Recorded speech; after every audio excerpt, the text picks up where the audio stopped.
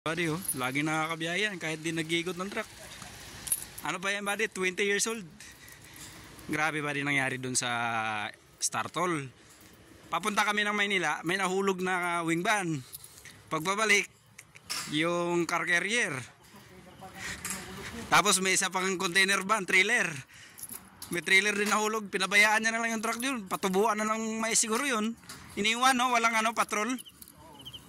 Tapos ito hindi naman ako natuwa doon sa nalaglag na dali na car carrier, pero hindi naman lahat pero mga balasubas yung mga yan maliban na sa RBL kasi noong nakarang linggo yung mga car carrier na yan ML yata yun, bigla akong kinat nun alam niya naman na langanin, pinilit niya pa ba tintian lang yung obra, parang hindi driver ba. Ito mga kasama ko, kinakat rin yan sila kasi kami may mga sakal yung truck namin. Sa kanila, pahataw-hataw lang sila. Walang problema sa kanila.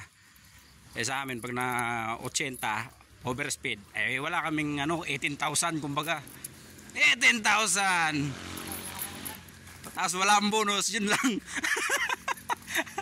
Walang 13 month. Grabe mga buddy, dahan-dahan lang kayo. Tandaan lang, pag ginaantok, huwag mo nang ipilit na sabi ng iba, di ba? Pag ginaantok, pag matulin na wala yung antok. Hindi totoo yan. Yung defensive driving gamitin natin, buddy. Defensive driving. Oo. Pakilagay nga dyan. Oh, dyan, mabait yan. Tingnan mo. Ayan. Alright. Yun lang, buddy. Ingat, God bless. Ingat, ingat, ingat.